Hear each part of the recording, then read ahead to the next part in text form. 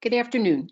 This is Cindy Tomei, Vice President with the Illinois Manufacturers Association. I'd like to take this opportunity to thank all of you who have registered for this webinar on the CARES Act for participating in today's webinar. It is our hope on behalf of the IMA that you, your family, and your employees are staying healthy during this very challenging time. Since the CARES Act was enacted last week, there have been two sets of clarifications that have come down the pike within the past week. Besides sharing some of the intricacies of the Act, we'll also be going over some of the changes that have happened since it was enacted last week. This webinar is being recorded, and we anticipate it being on our website on our COVID-19 resource page within 24 hours. You can look for it there, but we know it won't be on until tomorrow at some point. I'd like to thank our speakers for today, Jean Barinholtz and Paul Wilkin from Cutchins, Robbins, and Diamond CPA firm, or KRD as they are affectionately known. The format for today's webinar, we will go through the presentation, which should conclude around 2 o'clock, and then we have 30 minutes open for questions. If you have questions during the webinar, you can send them to the email address that you should be seeing on your screen. That address is ima@ima-net.org. At 2 o'clock, we will start answering questions that are coming in from the participants. If you are not a member of the IMA and would like information about our organization, you can send your information to that same email address and somebody will reach out to you. To our members who have been supporting us through this challenging time, your support of us has been so greatly appreciated, and we are humbled that you're considering us your trusted resource for accurate and timely information during this unpredictable time. So with that, I'd like to turn it over to our speakers, Jean Barinholtz and Paul Wilkin from KRD, and they will take it from here. Thank you so much, Cindy. My name is Jean Barinholtz. I'm a partner at KRD. We're a tax audit and advisory firm with offices in Schaumburg and Chicago. I'm here today with my colleague, Paul Wilkin, to present this webinar to you. We want to thank the IMA for inviting us to present this webinar this afternoon, and we want to thank all of you who are joining us for the webinar this afternoon. Well, we're certainly living in very unprecedented times as the coronavirus pandemic continues its spread across the country. People are being told to stay at home, businesses are being shuttered. Currently, over 95% of Americans are under some type of stay-at-home order, and the impact has been enormous on the working population. In the last 3 weeks, over 16.7 million Americans have filed for unemployment claims under their state's expanded unemployment coverage programs. This is completely unprecedented in American history. Congress has acted swiftly to develop incentives for employers to keep their employees on the payroll, from payroll tax credit programs to expanded SBA assistance programs with low interest financing to SBA programs with forgivable financing. There's been a lot of speculation and interpretation of the provisions of these laws, and they continue to be clarified on an almost daily basis.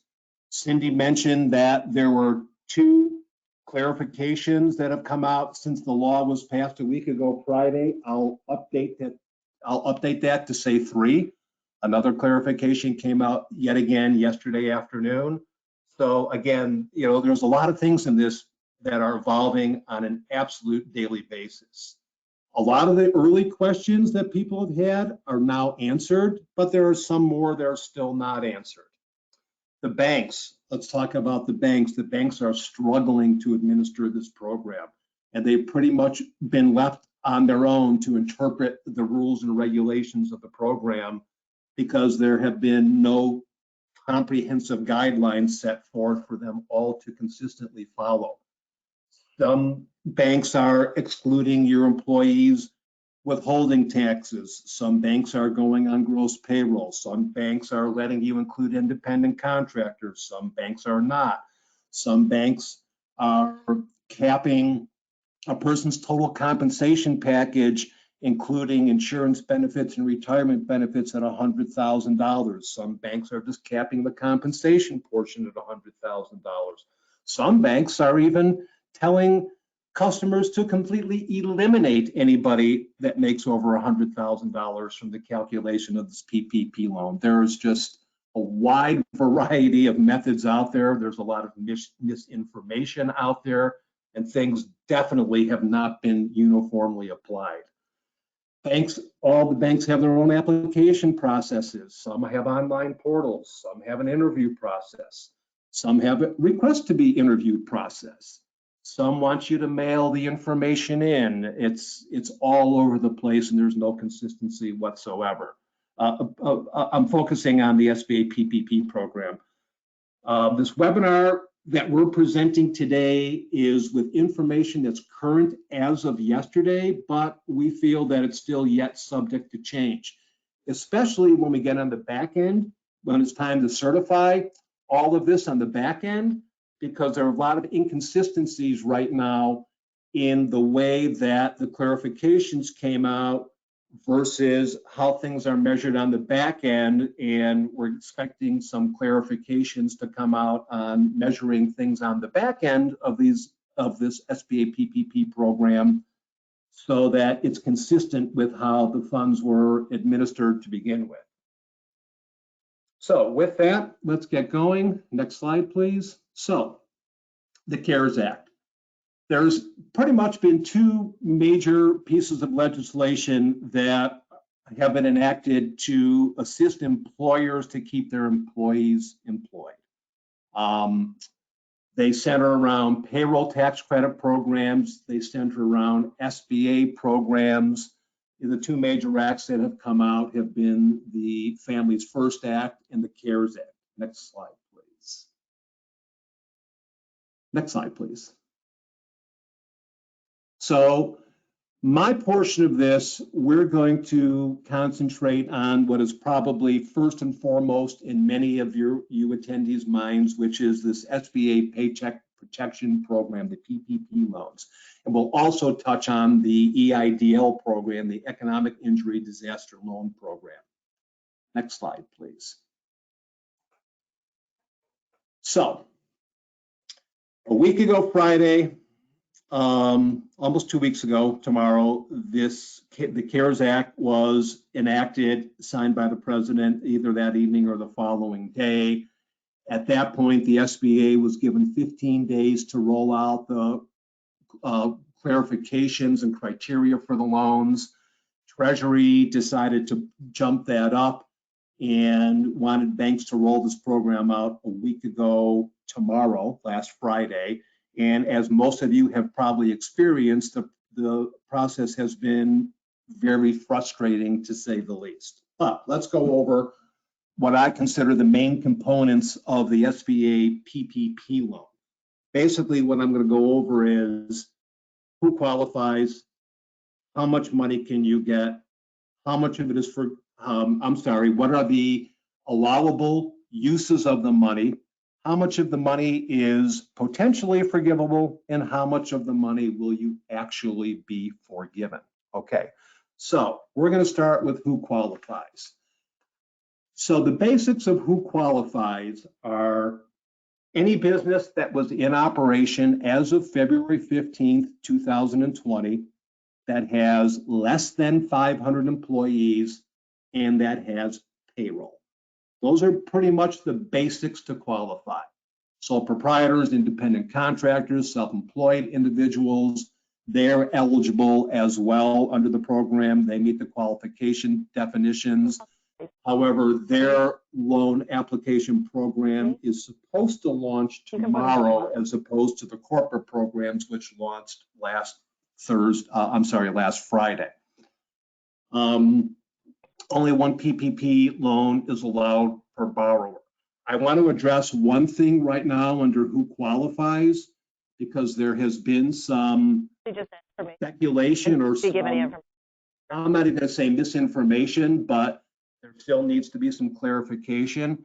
There are several of our clients that are wholly owned subsidiaries of foreign corporations.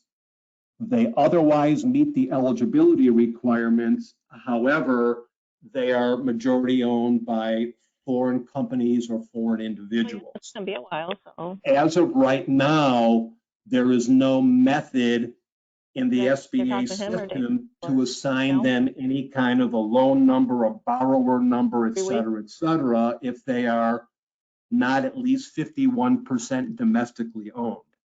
It's our understanding that the intent of the act is to cover any businesses that otherwise meet the qualification requirements that employ U.S. workers.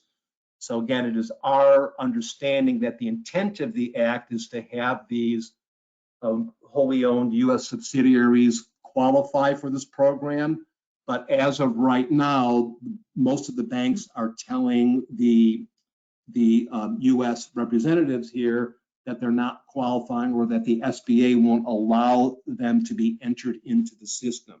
We expect further clarification on that, and we do expect that to be resolved. But I just wanted to put that up front because a lot of people have been asking us under the qualification, what about the foreign-owned U.S. subsidiaries? Next slide, please. So, second part, how much can I receive in funding under the SBA PPP program?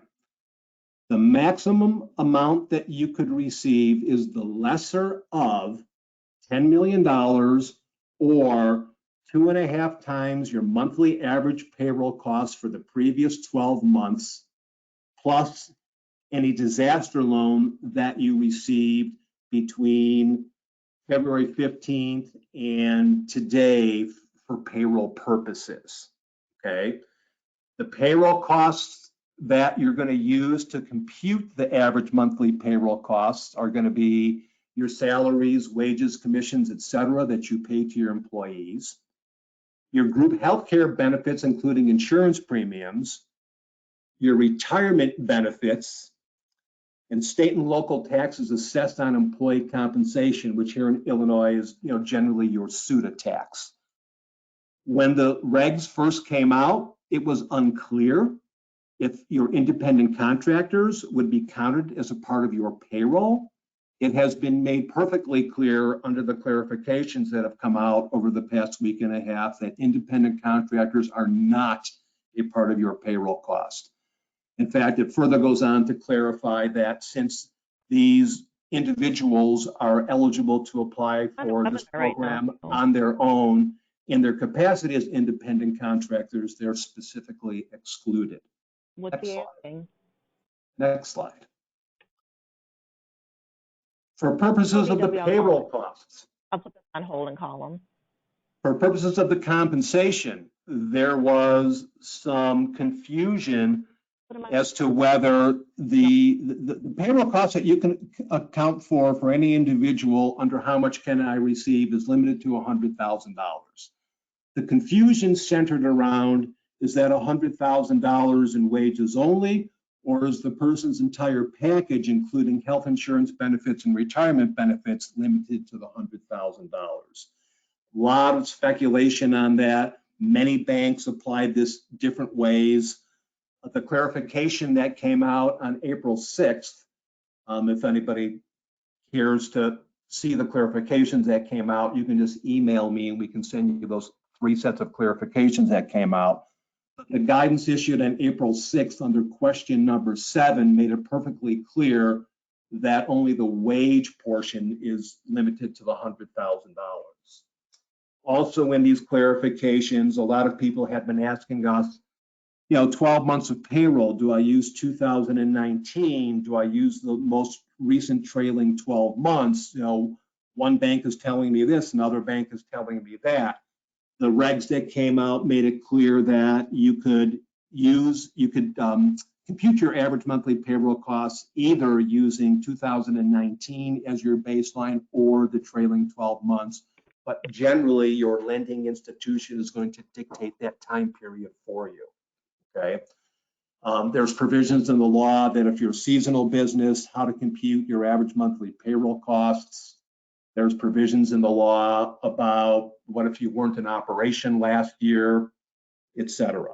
For purposes of this computation, any wages that you pay for which you are allowed a credit under the Families First Act, you can't account for purposes of this computation, okay? Payments must be made to U.S. residents is another stipulation. One thing that I find very interesting in the interpretations that came out is that the SBA is making it very, very clear that it is the borrower's responsibility to accurately calculate the payroll costs. I know a lot of the banks are guiding people through the process, but at the end of the day, the SBA has made it perfectly clear that the responsibility for the calculations of this are squarely on the borrower. I just want everybody to be aware of that. Next slide, please.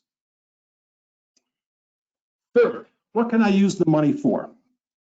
Okay, so we've gone through who qualifies, how much can I get, now what can we use it for?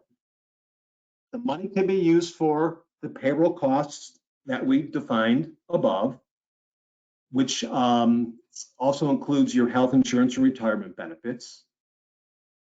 The funds can be used for mortgage interest on loans incurred prior to February 15th of this year. These are the mortgages that are on your business properties that your business inhabits. Rent or leases in existence prior to February 15th of this year for those who rent rather than own. Utilities, phones, and internet access for services begun prior to February 15th of this year. And you could also use the funds to pay interest on any other debt obligation that you have prior to February 15th. But I want to be clear that although you are allowed to use the money for that purpose, any monies that you do use for that purpose will not be forgivable, okay? And you could also use a PPP loan to refinance an EIDL loan made between January 31st and April 3rd of this year. That's an important provision because as we get into the EIDL loans, you'll understand that these are not forgivable and these have repayment terms, and the ability to fold them into the PPP to have them fully or partially forgivable is something that is very important to you if you took one of these disaster loans out between that time period. Next slide, please. Gene? Yes, Paul. Gene, this is Paul. Do you want to address real quickly, the situation where maybe an owner hasn't been taking a lot of salary, they're taking a minimal salary, but they own the property as well, and the business pays them rent, and maybe there's some back rent due, or if they're considering prepaying rent, what's allowed and what's not allowed? Well, certainly normal operations, okay? You can't use any of these funds to prepay anything. So, and we also have that the unfortunate situation, I don't know how many of you it applies to there, especially our pass-through entity owners that, like to artificially keep their payroll low and take distributions from their S corporations. In this instance, that will hurt you because you didn't report that stuff as payroll.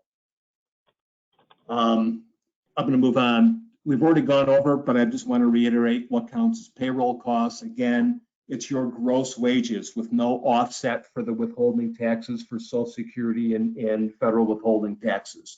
The way that the law was originally written, it seemed to indicate that the employer was to take the gross wages and subtract out the FICA taxes and the federal taxes withheld to come to some kind of a modified net wage, which is what they would base their payroll, their average monthly payroll on. It's been made clear in the clarifications that came out that gross payroll is gross payroll. It gives an example in the clarifications as well. Before I said it'll be interesting to see what happens on the back end, because one of the inconsistencies is on the back end when you're measuring how much you actually paid your employees, the language still says the gross wages less the FICA and federal taxes withheld. So that doesn't consistently agree with the way the funds are being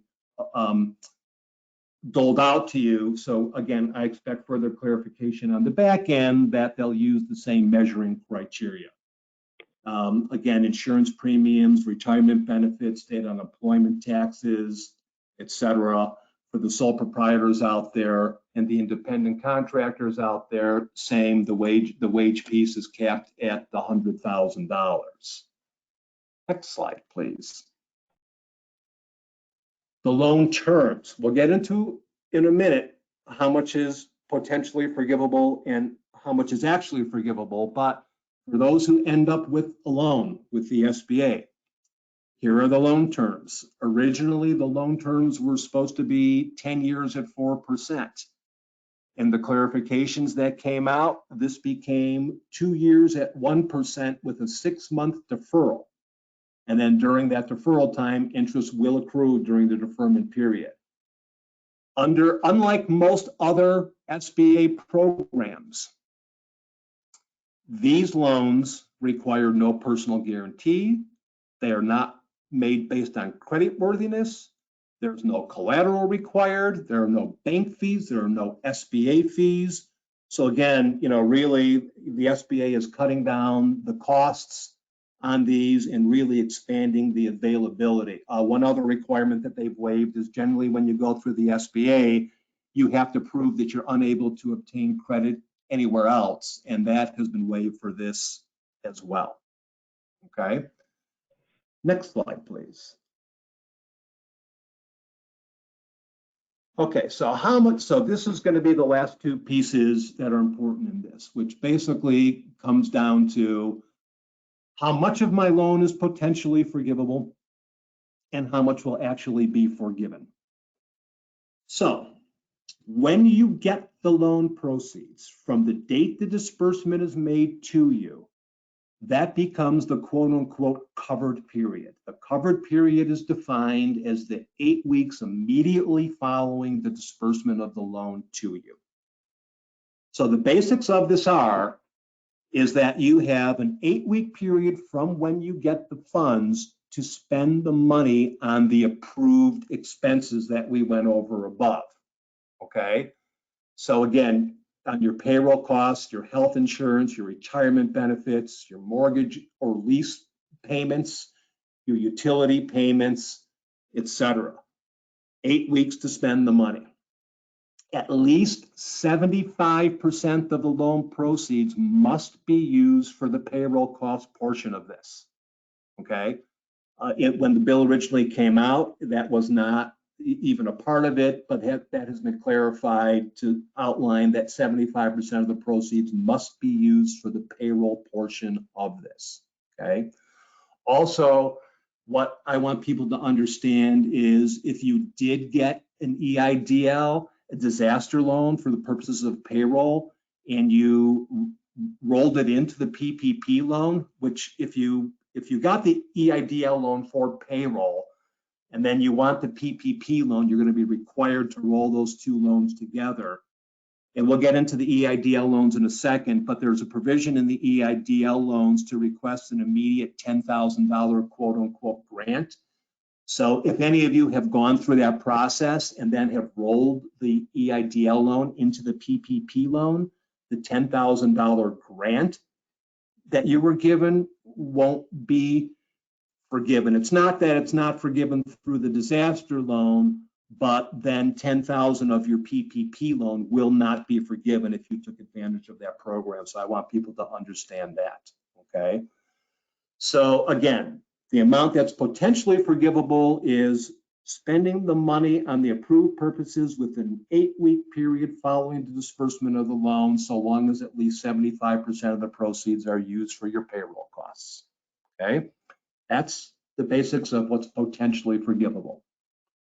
The amount that is actually forgiven depends on your employee retention, okay? So what you do is you're given an option of one of two base periods as a look-back period to determine your average monthly full-time equivalent employees.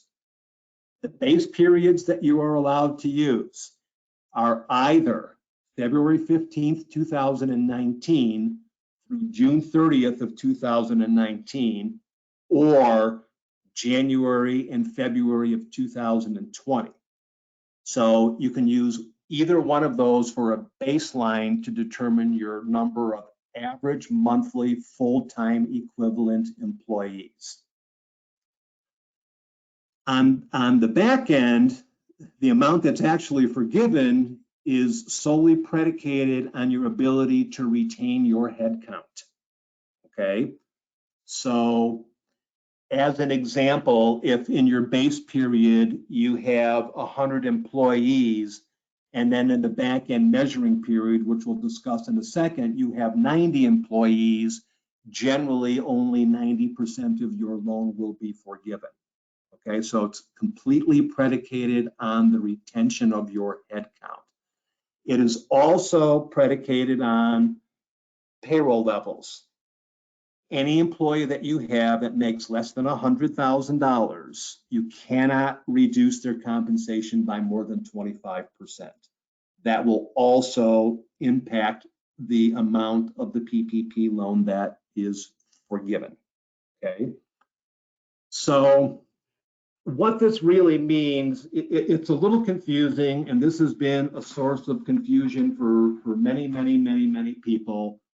But basically, the way the law is written is it says that, hey, during the covered period, and I told you before, the covered period is defined as the 8-week period beginning when you get the loan. You know, we're going to measure your base period headcount versus your quote unquote covered period headcount for purposes of did you maintain your headcount. What makes this part confusing is that there are exceptions to this where you're allowed to cure your headcount if you have laid people off and then you rehire them. Okay, so basically, if between February 15th and April 25th, you have reduced your headcount from pre-February 15th, 2020 levels, and by June 30th, you are back up to your base period levels, then you will have been deemed to meet the requirement that you have maintained your headcount. Okay, the law is written in a very confusing way, but the basics are you do have a time period for cure to get your headcount back up, which will extend beyond the 8-week period, potentially extend beyond the 8-week period. That's considered to be the covered period, because if you're getting a loan today, your 8-week period ends basically the first week of June, and if you have until June 30th to restore your headcount, that's one of the exceptions allowable under the Act. So a lot of confusion regarding that provision. Next slide, please. How do I request loan forgiveness? Loan forgiveness, believe it or not, isn't automatic. You actually have to go through a request process with your lender, okay? The lender is most likely on the back end going to require documentations so that they can verify your number of employees in your base period and your number of employees in your restoration period, your pay amounts, your rent amounts, your mortgage amounts, your utility amounts, et cetera, et cetera. Again, so much time and effort has been spent so far defining what goes into the program and what qualifies and how you get the money and defining this and defining that. They really haven't spent too much time defining exactly how you're going to prove this up on the back end. So our expectation is once this wave of financing subsides, they'll start working on the required documentation on the back end, and hopefully it will be applied on a consistent manner amongst all of the lending institutions. The Act also says that when you do apply for forgiveness, that the decision on the forgivable amount will be made within 60 days. Again, that's a back end thing. I really don't know if that 60 days will be honored, but that's the intent right now. Next slide, please. How do I get a PPP loan? PPP loans are solely administered by your banks, okay? Banks are generally right now today giving priorities to their now existing customers. Very few banks are entertaining any new relationships at this moment for purposes of processing the PPP loans. So you're best off working with your current lender right now. That's the most expeditious way to do this. You do not go through the SBA. Again, you must go through your bank, okay? There's been a lot of, I'll call it squawking about funding. The original funding in this bill called for $349 billion on a first come, first served basis. I think after the first 4 days this program was in existence, where some banks were online and some haven't even rolled out the program yet, it probably burned through about a third of the money in the first 3 or 4 days, which led Congress to understand that they're going to need to additionally fund this program for it to reach its full potential and to benefit the businesses it intends to benefit. There was supposed to be a vote today on an additional $250 billion of allocated funds for this program, but that vote was held up due to some political maneuvering. So hopefully that will be rectified soon. This program is intended to require very little documentation. Some banks are asking for things like income tax returns and things that we don't feel are appropriate for what they're trying to accomplish. But again, folks, you've got to follow the direction of your bank. They have their documentation requirements, and they're going to lead you through them. Pretty much what we've been finding is copies of payroll tax returns, copy of W-2s, copies of health insurance premium bills, copy of retirement plans, copies of leases, copies of mortgages, etc., have usually made the hit list of required documentation from the banks. The next couple slides, if you can go to the next one. Next one, please. This is the current application. There was an application form from the SBA floating around probably about a week ago. This is a tad expanded, but generally pretty simple. What they're asking you for is to fill in your identifying information for your company. They're asking you for your average monthly payroll amount, telling you to multiply it by 2.5 and add in any disaster loans that you have gotten for the purposes of covering payroll. And that's your loan amount. They're also asking you for the number of employees, the FTEs that you have. And there's been some confusion on that. Is it what I had in the base period? Is it what I have now? Is it what I intend to have? I have had clients, banks ask me all three of those. It's my understanding, I mean, I would fill it in as honestly as possible with employees that you have now. I am sure on the back end prove up period, you're going to have to prove your baseline number of FTEs and your current number of FTEs anyway. So I wouldn't struggle too much with that question, but there does seem to be some concern over that question.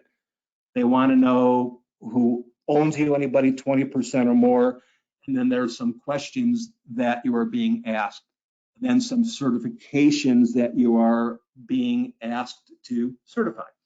So, please make sure that you take a look at that application carefully and answer everything accordingly. Next slide, please. Again, we've already gone over this, the likely list that lenders will need in order to process your request. So again, I already went over those, but I'm highlighting them here as well.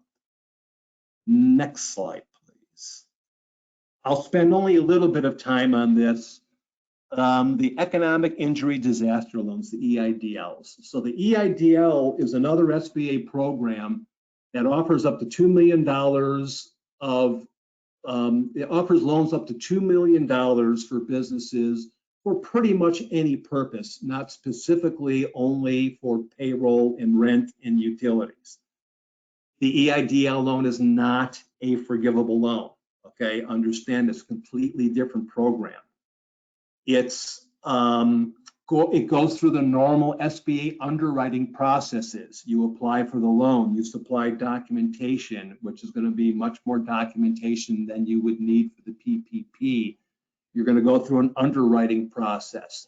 They're going to evaluate your creditworthiness, ability to repay, reasonable needs, et cetera, et cetera. So again, the EIDLs are available, but they will go through a normal SBA underwriting process. If you're granted the loans, and I put in capital letters, the terms are up to 30 years. It doesn't mean they have to give you 30 years, so that's a little misleading. The terms are up to 30 years. The interest rates are 3.75% for profit businesses and 2.75% for nonprofits. They're for loans up to $200,000. There's no personal guarantee required. There's no collateral, isn't necessary, but for loans over 25 grand, if you have collateral, they'll take it. Okay, there's also a deferment period on this loan for when you can start paying it back. Next slide, please. Probably this is what's of particular interest to people. You've heard about this EIDL $10,000 grant. So what this is all about is going through the EIDL process. Again, it's a normal SBA process with normal SBA underwriting guidelines. So I don't have to tell you it's not going to happen quickly. In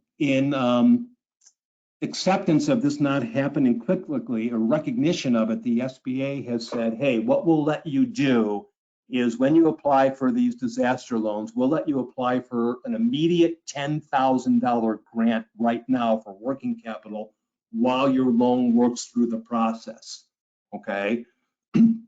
They're supposed to, once you request a $10,000 grant, they're supposed to fund it within 3 days. In all reality, several of our clients have requested it, most of them 3 days ago, none of them have received it yet. So that's not quite working the way that it's supposed to. The $10,000 is a grant, okay? Even if you are denied the loan, or even if you reject the loan, you can apply for this loan, and by the time you go through the process, you could realize you don't need it and you could reject it, okay? As with the PPP, no SBA fees, no bank fees, so the fees aren't piling up on requesting these loans. Insofar as the $10,000 grant goes, if you're rejected, you don't have to repay the $10,000. Okay, if you're accepted, the $10,000 you're not repaying. If you combine, as I mentioned before, if you combine or are required to combine the disaster loan into the PPP loan, and you have gotten this $10,000 grant, then $10,000 of your PPP loan will not be forgivable. Okay, this is administered by the SBA. You do it through a portal on their website, okay? We have links here that probably don't work for anybody, but you can email us and we'd be more than happy to supply you with the information that we have about their website and helpful hints for completing that application. We have heard from clients that this is a tad frustrating. It takes a couple of hours to get through this loan request process. The site is iffy on if it allows you to save your work or not. Many people have had to restart their application process when they thought it had been saved. So our recommendation is if you're going to go this route, you should be prepared to do it all at one sitting. Next slide, please. And with that, I'll turn it over to Paul.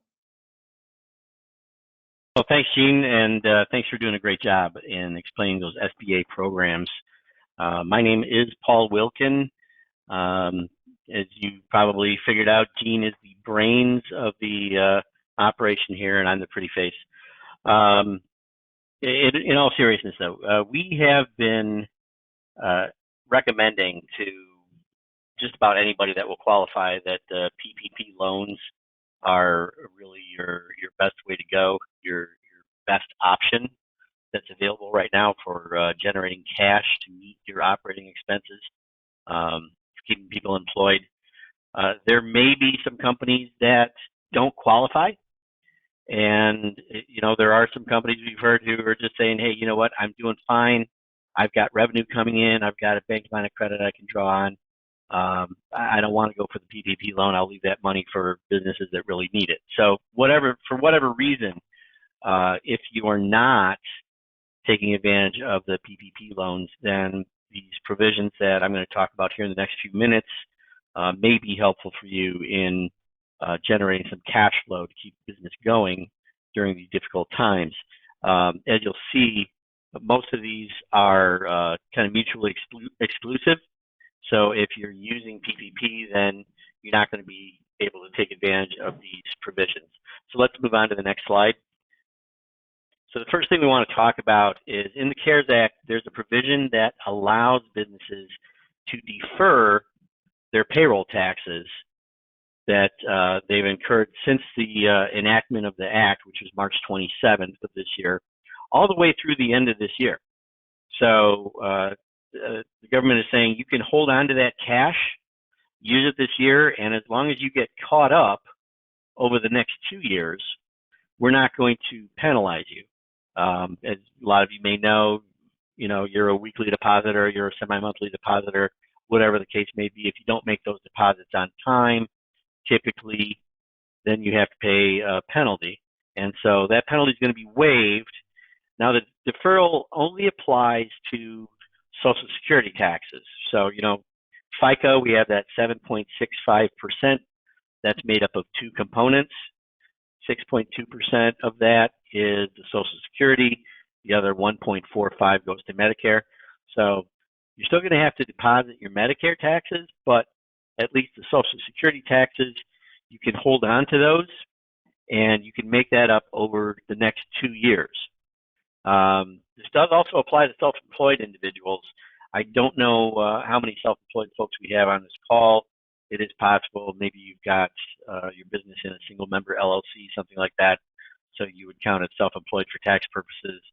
I'm going to assume that most of our participants here have some sort of corporate structure, so we're not going to spend a whole lot of time on self-employed. If you are in that boat and you have questions, then certainly email us afterwards, and we'll be happy to address those with you. So the federal withholding taxes, the Medicare taxes, and withholding, the employee portion of the Social Security withholding, those don't get deferred. Let's move on to the next slide. So the deferred taxes, the way that we can do this to get caught up is as long as you take half of those and pay them in during 2021. So by the end of 2021, you've got at least 50% of that deferral paid in. And then the remainder paid in by the end of 2022, there won't be any penalties for not depositing those taxes. And again, this would apply to all employers. So it doesn't matter size requirements, affiliations, anything like that. Any employer would be eligible for this deferral unless you have taken advantage of the PPP loans and had a forgiveness. Let's go ahead and move on to the next slide.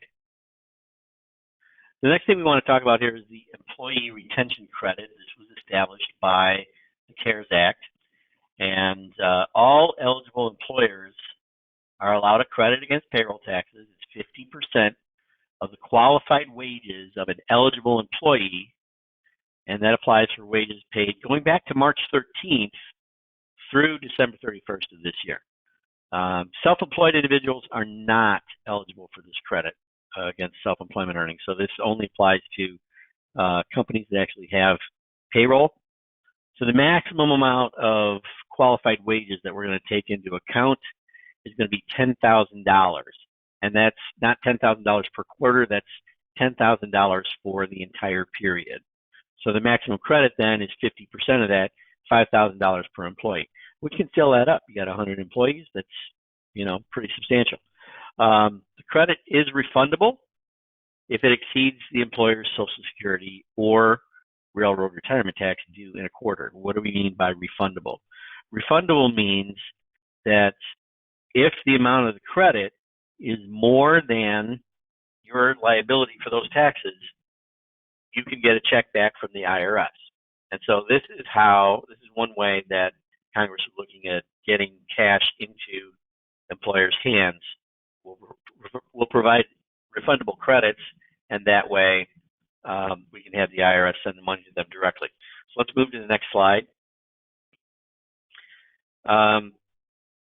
So to be an eligible employer, actually, I want to just kind of highlight again that the first bullet on the previous slide. It says eligible employers are allowed a credit against payroll taxes for 50% of the qualified wages of eligible employees. There's a lot there, a lot of terms that need to be defined, so I'm going to unpack that a little bit. First thing we need to define is what's an eligible employer. So there are actually two criteria that you can meet to be an eligible employer. One is your operations are either fully or partially suspended due to government authority issuing a shutdown order. That would be a state or a municipality. So like we have here in Illinois, the governor has ordered, bars and restaurants to close down the dining areas, the congregation areas. So if you're a bar that's fully shut down, you'd qualify. If you're a restaurant that has had to modify your operations, close your dining room, even though you're still doing maybe drive-through and pickup, you would qualify for that. Obviously, none of us here on the call that's going to apply to, so we look at criteria number 2. The employer experiences a significant decline in gross receipts during the calendar quarter. And again, nothing could ever be really straightforward with the government, so we have another term there we have to define: significant decline in gross receipts. So that begins with the first quarter in which an employer's gross receipts for calendar quarter in 2020, are less than 50% of its gross receipts for the same quarter in 2019. So we're going to go through 2020. We're going to look quarter by quarter and compare our revenues this year to the same quarter in the previous year. If we've got a decline where our revenues are less than 50%, now we have what's called a significant decline in gross receipts.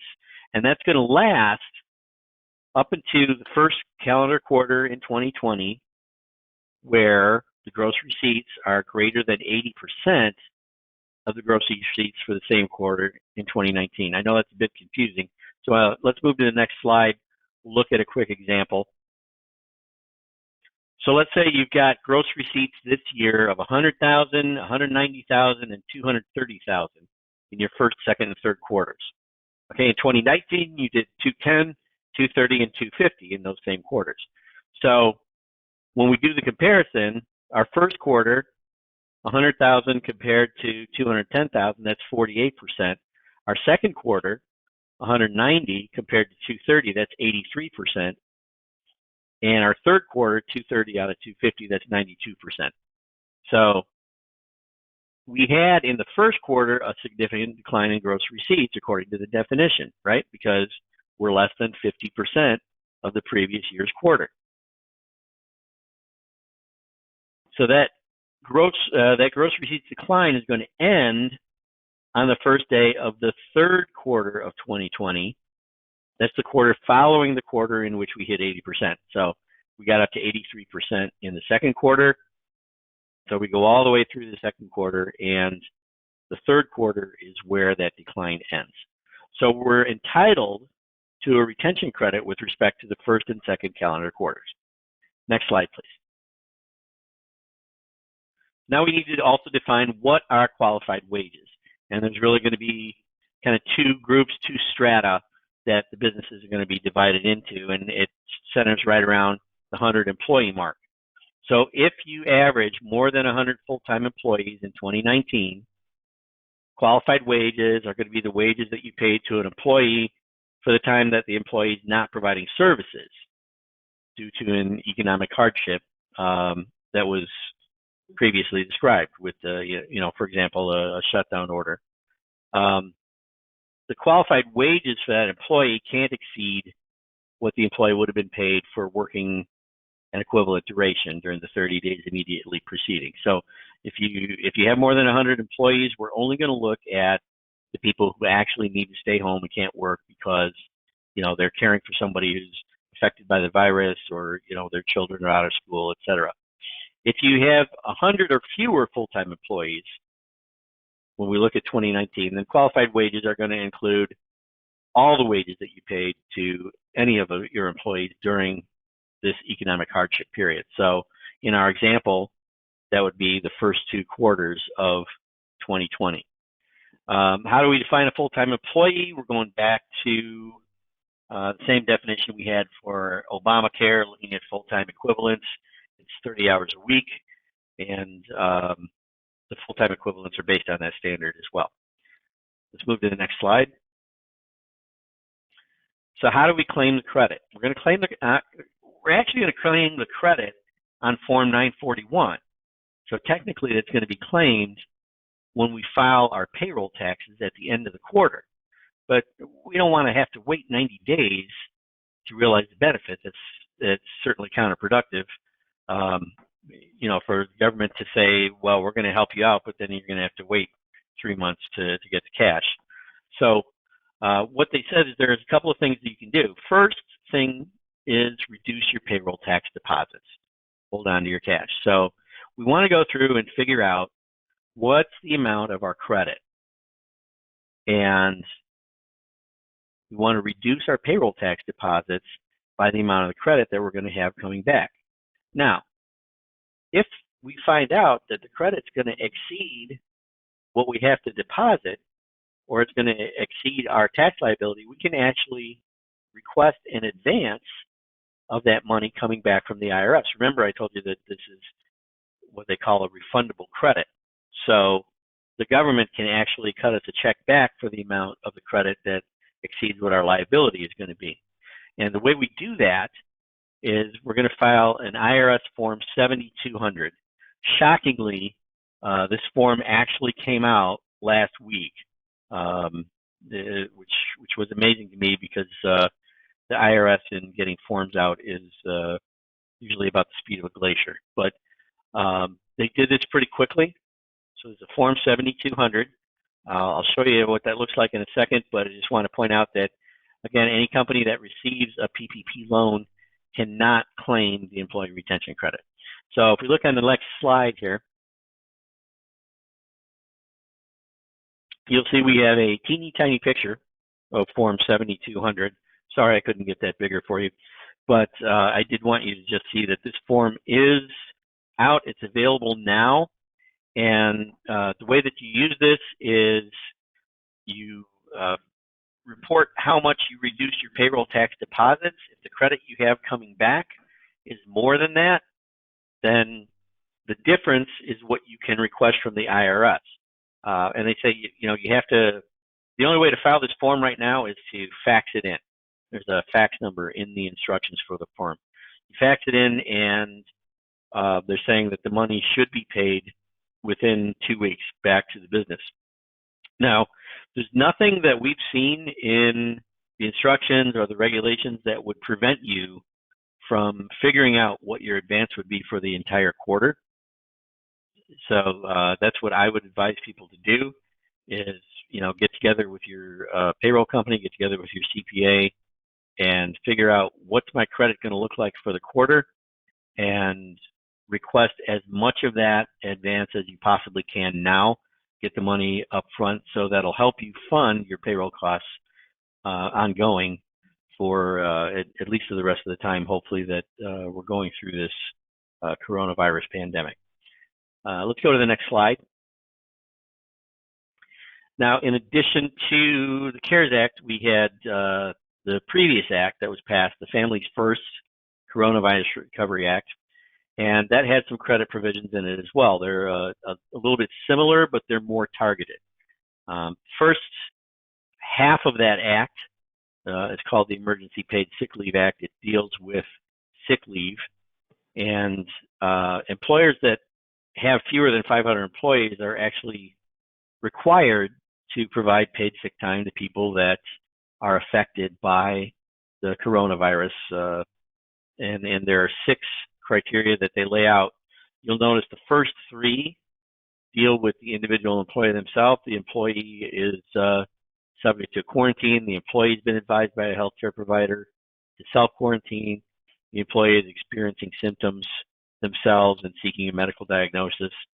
Starting with 4, you can see the employee is caring for somebody else.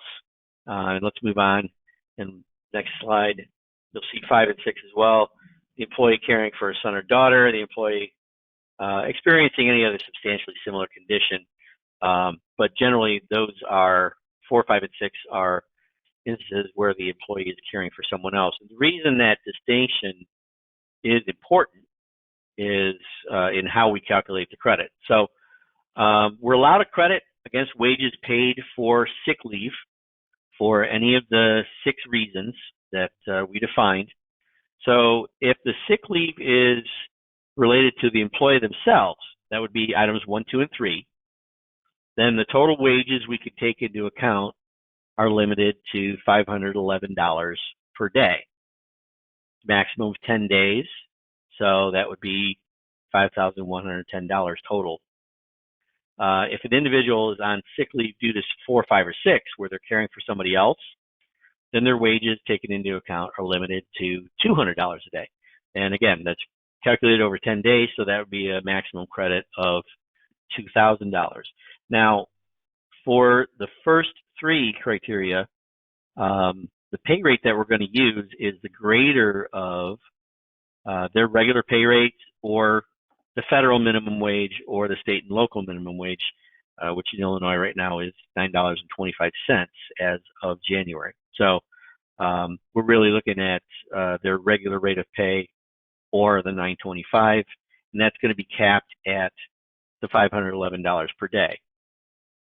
For the 4, 5, and 6, we're going to look at the same rates, right? The greatest of their regular rate or the minimum wage, but we're only going to take 2/3 of that. And that's how we calculate what their daily compensation would be based on items 4, 5, and 6. So, you know, if we have somebody who is making, say, $300 a day, 2/3 of that would be our cap of $200 a day. That works out to an annual salary of about $78,000 a year, or an hourly rate of $37.50 an hour. So if you have somebody who's in that range and needs this sick leave, then they're going to be capping out at $200 a day. Let's go ahead and move on to the next slide. This is applicable to self-employed individuals as well.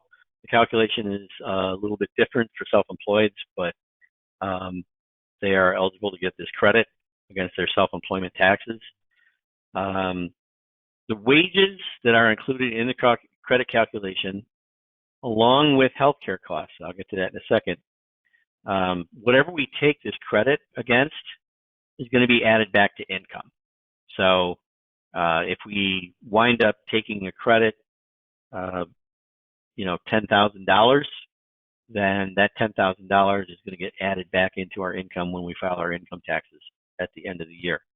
Now, the healthcare costs that are related to the employee are allowed to be added in for purposes of their computation of the credit. And you don't have to go back to your bill that you get from your health insurer and try and figure out, what fraction of your health insurance premium applies to Joe and what applies to Susie, et cetera, et cetera. So the rules say as long as you have a reasonable method of allocating it, and you can just allocate it proportionally, then that's fine. So, quick example, if you have, say you have 400 employees and your health insurance plan has single coverage or family coverage, you've got different rates for that, and the employees pay a percentage and you pay a percentage. So your total bill for the year, let's say, is $5.2 million for health insurance. And you divide that by your 400 employees, That's going to come out to $13,000 per employee. And then we're going to divide by 260 hours, right? Or excuse me, days, 260 working days in the year. And that would give us $50 a day. So in addition to the $200 wage cap, we would add the $50, and the $250 would be the maximum in that case that we could take per day for somebody who was caring for somebody else. Go ahead and move on to the next slide. Hey, Paul, as we go on to the next slide, I wanted to let you know we are right at 2 o'clock. If we could go no more than another 5 minutes, then we have about a dozen questions to take. Yep, that's perfect because the next thing should go pretty quickly. I'm not even going to read this slide to you. This is just here for your reference. You'll see that you're going to have to document everything pretty closely, and so that would be the one thing that I would urge if you're going to take advantage of these credits. If you have people on sick leave or family leave, document everything, and then you're going to want to maintain those documents with your tax records for at least 7 years. So let's go to the next slide. Family and Medical Leave Expansion Act is the other side of the credits from the Families First Coronavirus Recovery Act. It's very similar. It's kind of a parallel type of credit.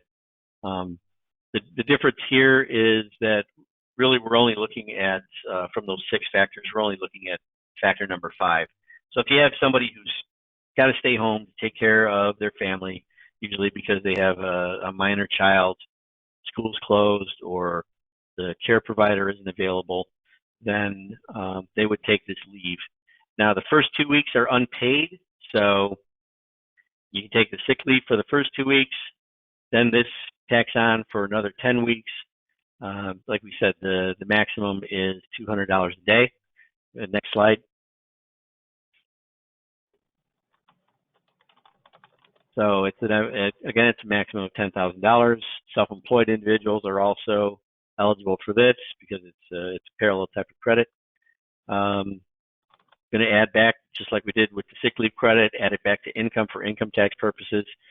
So for this credit and for the sick leave credit, if you're using wages to determine each credit, you can't use those same wages to figure out your PPP loan amount. So you can get both, but the wages that you use for these 2 credits are going to be discounted when you figure out the amount of your PPP loan. Let's move to the next slide. So again, how are we going to claim the credit? Same as the employee retention credit. It's going to be claimed technically on the 941, but we want to reduce our payroll tax deposits first. If we find that our credit is going to be in excess of that, we can ask for an advance payment. We're going to file Form 7200.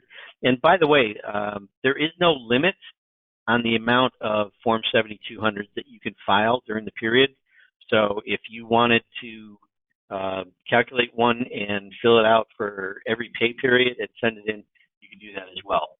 And again, if you get the PPP loan, you can't use the same wages to claim the sick leave and family medical leave credits.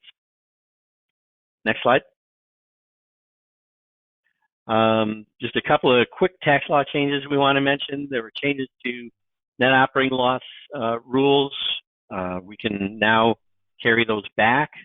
If we've got NOLs that arose in 2018 and 19, we can carry them back 5 years. So you may want to do some calculations if you have NOLs. Figure out whether it makes sense to go back and amend returns. Next slide.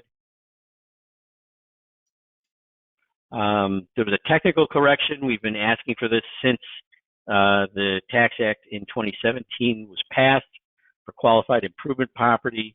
Something slipped through the cracks there when they were drafting that act, and the qualified improvement property, which normally would have had a 15-year life, did not get renewed in that definition, and so we've been having to depreciate it over 39 years, which means it wasn't eligible for bonus depreciation. So again, if you had a bunch of qualified improvements you may want to look at whether or not it makes sense to amend returns, take advantage of the bonus depreciation. Next slide. Federal income tax payments. A lot of you know that payment dates and filing dates have been postponed generally to July 15th. In Illinois decided not to move the date for estimated tax payments. So if you've got estimated payments that are due April 15th or June 15th, you still have to make those on time. Next slide. And I think this is the last one. Yes, and so we do have some changes to the rules for required minimum distributions for IRAs and pensions as well. I'm not going to go into that in detail, but you know, certainly take a look at the slide. If you have questions about that, we'll be happy to address those with you. Awesome. All right, Paul and Jean, if you can both make sure that your mics are open to address questions. We have about a dozen that we can get to. For those of you on the webinar, you can see their contact information as well if you want to do some follow-up after we get through the questions. We are going to do the FIFO method for answering questions first out because we had some folks send some questions in before the call started today. So gentlemen, if you're ready, here we go. First question, we are a small business and have applied for the PPP loan. We have a handful of employees who are utilizing their paid leave entitlements under the Families First Act. Per Families First, we are able to deduct the 80 hours of pay for each employee from our income tax. Are we able to deduct this pay once the loan is granted, or would that be double dipping? Are we able to make this deduction prior to receiving the loan payment?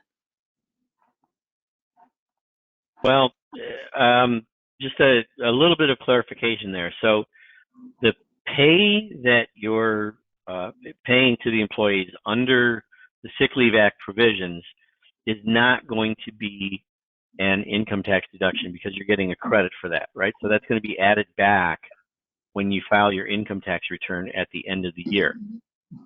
In terms of your PPP loan, Congress didn't want us to double dip and be able to take the credit and the loan against the same wages. So whatever wages you're counting in terms of the credit, that's going to be taken out of your payroll costs when you figure the amount of your PPP loan.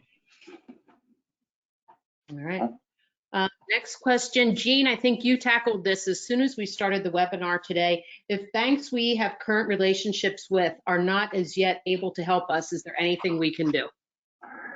Well, your primary source is going to be the current bank you have a relationship with, unfortunately. I have run into a lot of banks right now that are certainly giving priority to their current customers. In fact, they're so overwhelmed that most of them won't even entertain new customers at this point. There are, you may be able to find some smaller banks, or if you have, I've had clients that are taking advantage of all these bankers that call them wanting to establish relationships over the past couple of months, all the cold calls that you get. So I have had clients take advantage of those cold calls to say, hey, you want to help me, now's the time. But generally, banks are giving priority to their existing customers. I understand it's a frustrating process. I understand it takes a lot of time, but your best bet is going to be the bank that you currently do business with. Okay. All right, next question. If we applied for payroll reimbursement via the CARES Act and currently do not have enough work in our plant, can we furlough or reduce hours until we get the government money, then bring everyone back full time? Or will this violate the guidelines and convert the grant to a loan? No, we understand that a lot of people have furloughed or laid off a lot of employees right now. So if you go ahead and apply, remember, you're applying for the PPP based upon, at your bank's discretion, your 2019 payroll levels or your most recently preceding 12-month payroll levels. So if you furlough people and then you bring them back when you get the monies, That's not going to violate any of the conditions of the forgiveness of the money or the uses of the money. In fact, we've had some clients that are in some non-essential businesses that are currently unallowed to open in the state of Illinois, and we have discouraged them from currently applying for the PPP loan, because if they get it today and their businesses are still to remain shuttered through at least the end of April, then they're, other than paying your people to stay at home, which I guess is an acceptable use, if I'm a shuttered business and I apply and get the funds today, I'm never going to spend the money in the 8-week time period, and I'm going to end up with a loan instead of a forgivable grant. So the bottom line answer is, yes, that is a permitted use. You could apply for the loan, the funding, and then when you get it, bring back those furloughed employees. Okay. All right, next question. I think you covered this one too when you were talking about how different banks have different rules and how they're doing their calculations. But this question is, I applied Sunday evening and used about $12,000 of independent contractor, but was told I could not use greater than $100,000, including health and retirement. So ultimately understated. Will this be caught as SBA reviews these? The answer is no. The straight up answer is no. Like I had said before, there's a lot of misinformation. Banks were, limiting the total comp package to 100. Banks were telling you to take out the payroll withholding taxes. Some banks initially were letting you include independent contractors. So as it sits at this point, if you have already submitted your application and it's in the process, there really is no method for curing that. The only thing I could recommend is, look, none of us really know when it's actually in the process. So if you feel that you may have made the computation in error one way or the other, too high or too low, my recommendation would be to reach out to the banker that you have a relationship with to see where you are in the process, and if you have a chance to recall that. For us, it's been 50-50. Some people, and it makes them a little mad, are told they're in the process, but then when we need to make a correction, the bank lets them do it. So that lets us know they're really not in the process like they're leading the customer to believe. But, that would be my recommendation. And again, the guidance that if anybody's interested in the actual guidance that we're reading, you can email us, specifically says, what if I submitted it wrong, basically. And the guidance says that, hey, so long as you submitted it in good faith under the rules and understandings at the time you submitted it, you're okay. You're okay, meaning you won't be criminally prosecuted, et cetera, whether you're quote unquote okay in the back end when it comes time for forgiveness is yet to be seen. Okay. Next question. This kind of goes back to the one prior to the one you just answered, but how will employee attrition due to natural resignations or temporarily laid off employees that are offered to be rehired but choose not to come back be factored into the employee head count on the PPP forgiveness? So unfortunately, when we're looking at FTEs over your base period, it's going to be a flat measurement of bodies, a flat measurement of head count. So there is the possibility that if you have had people who have retired, or if you had people that you laid off who have found other employment and don't come back and don't replace them, then there is a possibility that a portion of your loan will not be forgivable. It's also important to note that the law refers to full-time equivalents. It doesn't mean it has to be the same people that were let go. So I did want to mention that. Okay, that's a good clarification. Thank you. Okay, this question also has to do with forgiveness, and all it says is first point on loan forgiveness, ? So is there an opportunity for you to review that first point again? I don't know if we can get to the same slide to go over it. I have the presentation up Put here. this on hold if the phone rings. So a clarification on the first point. Some questions and answers that I can Well, listen to. my first point on the forgiveness is you must spend the loan proceeds over an 8-week period beginning when the loan is funded. So I'm sorry, Cindy, can you ask me that again? Yeah, Okay, it just wanna says know? first point on loan forgiveness question mark. So if you could just review that again, maybe from the date of that 8 weeks as to when it starts. Okay, And if I okay, remember, so remember, we had two things. We had how much is potentially forgivable and how much will actually be forgiven, okay? So again, the amount that is potentially forgivable is predicated on the use of the funds in the 8-week period immediately following disbursement of the loan.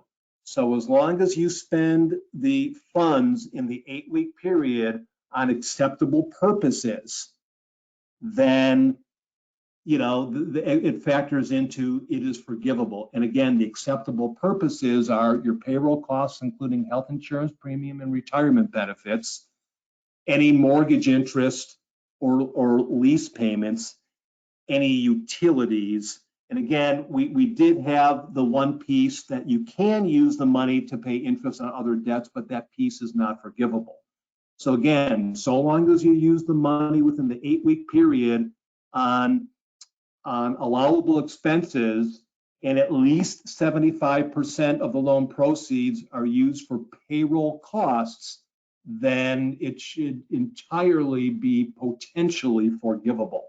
And again, the amount that's actually forgiven is based upon retained headcount, and so long as you don't take anybody who makes $100,000 or less and reduce their pay by 25% or more.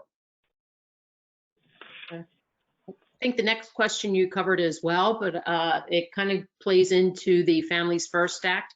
But the question is, for loan forgiveness, it says that you may not reduce an employee's pay by more than 25%. Per the Family First Act, there are 3 specific items listed that require the employer to pay 2/3 of the employee's pay while they are on leave. This is a 33.3% reduction of pay. How does that play into the loan forgiveness? And I think you covered that, but bears repeating again. Well, those employees that are on leave because of the Families First Act would not be included in the calculation for the PPP. So you're not going to include them in payroll costs for purposes of determining the amount of the loan or for purposes of the forgiveness. Okay, next question. If employees would normally work 50 hours a week, resulting in 10 hours of overtime per week, if that employee is now working only 40 hours per week, will we need to pay the employee overtime if their weekly payroll drops by 25%?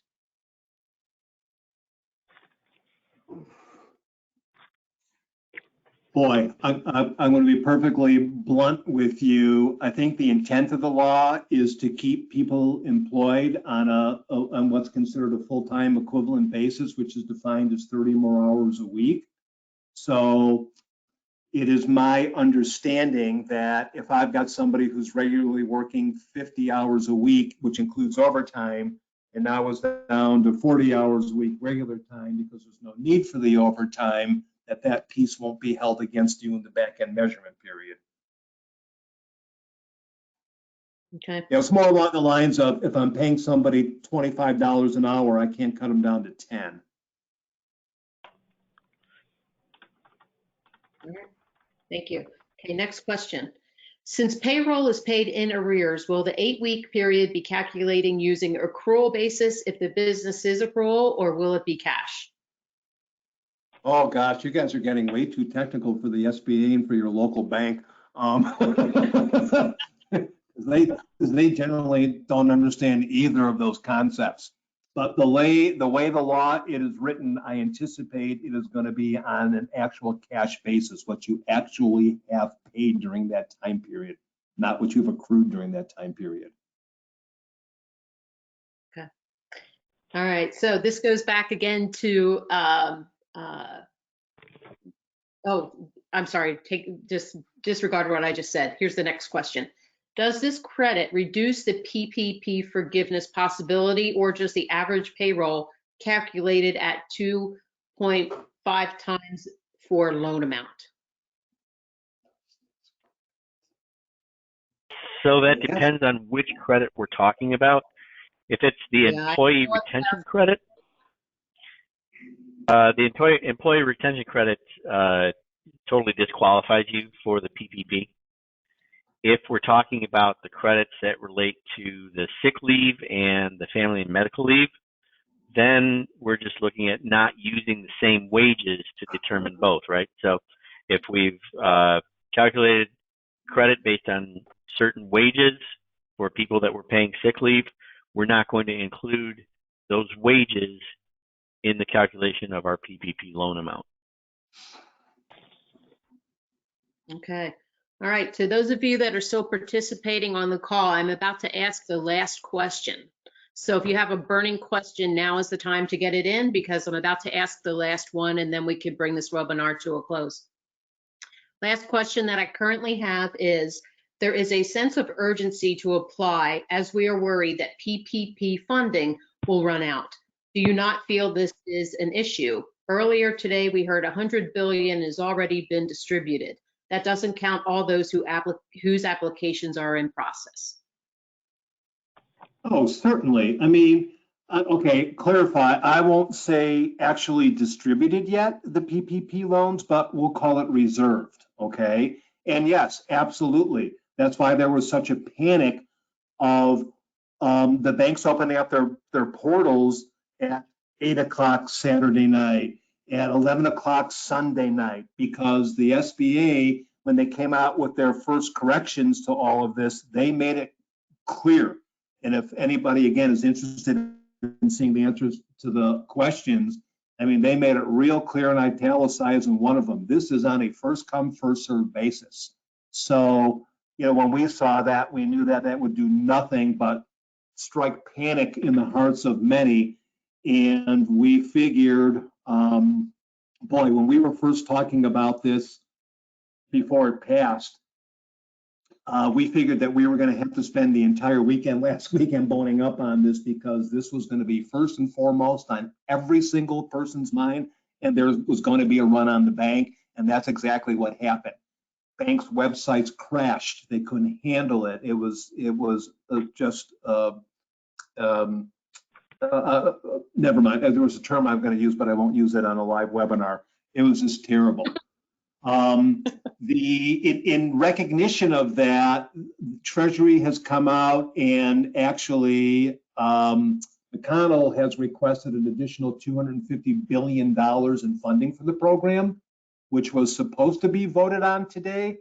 They did call for a quick vote this morning, which was shot down, I believe, by the Democrats. So we do anticipate an additional $250 billion of funding into this program. But to be perfectly blunt, I don't even know if that's enough. I don't know that anybody actually sat down and did the economic impact study and what the requests would be. So again, we are urging people to apply for this and get on your bank's radar as quickly as you possibly can. All right, folks, going once, going twice. I don't have any other unanswered questions waiting to be asked. So with that, first I'd like to thank Jean and Paul from KRD for taking the time to prepare this presentation, to staying up to date with all the clarifications, and for providing your expertise. For those of you that may still have questions, you can send it to the IMA email address at ima-net.org, and we will get it answered for you. It is taking about overnight to get this presentation converted into a usable form to post onto our resource page. So please look for it tomorrow, and we will send you an email when it is ready and when it will be on the resource page. Jean and Paul, did you have any closing thoughts before we bring this to a conclusion? No, again, I just wanted to go ahead, Paul. Go ahead, Dean. Well, I was going to thank Cindy and all the staff and all the IMA members for participating. We appreciate the opportunity to share this information with you. And if you have any questions that you think of at a later time, go ahead and use that email. We'll be happy to answer them for you. And again, I just want to thank you, Cindy, and your staff as well, and all the participants in this webinar. The one thing that I'm remiss that I did forget to mention about the PPP loan is when this loan is forgiven, it's not cancellation of debt income. You won't pay income tax on it. And that's one important thing that I did neglect to remind everybody of. And once again, thank you all. Okay, we got one more question and we still have 5 minutes. You guys game to take it? Sure. Sure. Okay, I haven't read this yet, so bear with me. We have adequate savings, but our sales are going down. For safety and to prevent a potential outbreak in our small facility, we would like to split our workforce by only keeping 50% of our shop office employees on site at any given time. With very limited teleworking options, all employees will rotate and will still be paid while they're at home. Since we may have savings we could use to pay our employees to stay home, is there a chance the PPP loan will not be forgiven? Does the fact that we have savings affect the forgiveness of the PPP loan? And how should we track it to make sure it doesn't? So let me kind of answer that globally, okay? When you look at the whole process, the process doesn't hinge on your current financial condition, your current earnings capabilities, et cetera, et cetera. But you are certifying and making a statement that you do expect this pandemic to have a substantial economic impact on you, and you are certifying to that, okay? So again, on the front end, there's no requirement of give us your balance sheet, show us your reserves, et cetera, et cetera. The one thing that people really do need to be wary of is, look, especially here in Illinois, we have a lot of manufacturers that are clients, and a lot of them had reasonably healthy first quarters because we really didn't start seeing the impact of this until, sometime mid to late March, correct? So what you really need to do is take a look at your expectations for the next upcoming quarter. Because if you hold off on this because you have sufficient reserves in God bless you if you do in the position that you're in, and then 2 months from now, you realize that you're quickly burning through those reserves to keep your plants open and to keep your employees employed, you need to understand that these funds will no longer be available. And even if they are available, the way that it's written right now, if you don't get these funds by June 30th, they're not going to be forgivable. So, you really got to take a look at your customer base, your supply chain. For example, I have a manufacturer that buys a significant amount of steel from Italy. And although he's nice and healthy now and there's a ship on the water for him with product, Italy's pretty much shut down. So he's going to have a problem in 30 days. So again, you're not going to be denied the PPP because of your financial condition, good or bad. It's not part of the equation. It remains to be seen on the back end if there's going to be any measurement regarding that, but the law does not allow for that. It just allows for measurement based on keeping your head count and keeping their wages relatively stable. So, that's the guidance I'll give on that. Okay. All right, we had one quick one come in. If payroll goes down, will the portion you pay still be forgivable and the portion you didn't spend subject to repayment? It doesn't disqualify the whole amount, correct? Correct. It's not an all or nothing thing. Okay. All right, I'm going to throw last 2 questions at you since we have 2 more minutes of your time. People took advantage of the offer to get their last minute questions in. This is a 2-part question. I had an employee that we paid emergency sick leave.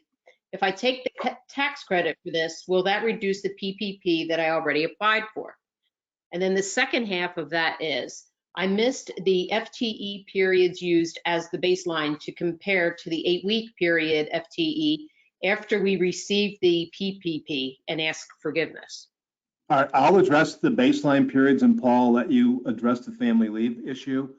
So the baseline Okay. periods that you're looking at to determine your FTEs are either your average monthly FTEs between February 15th, 2019 and June 30th, 2019, or January 1st, 2020 through February 29th, 2020. And I'll let you take the first part of that question, Paul.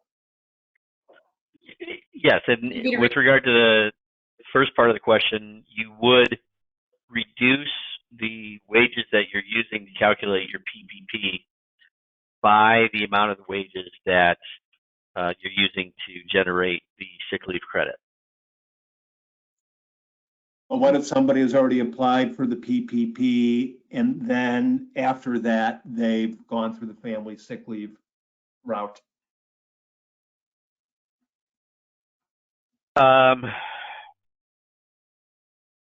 Well, you wouldn't be able to, I guess you wouldn't be able to apply for the credit if you've already used those wages to calculate the PPP loan.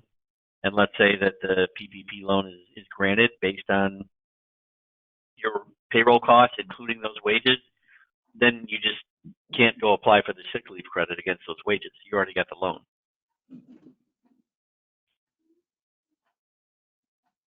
Okay. All right, well, folks, that is a wrap. We are at 2:30. We have gone through all of the submitted questions. I cannot thank you, Jean and Paul and Anna, your support person and your marketing person, for putting this together. Your expertise has been just spot on, and I know that those that participated on the call definitely had a lot of points cleared up. So thank you, and again, look for this to be added to our resource page within 24 hours. To the IMA team that's doing the back office support for this webinar, thank you. And that is it. We're bringing this webinar to a conclusion. Thank you. Thank you. Thank you.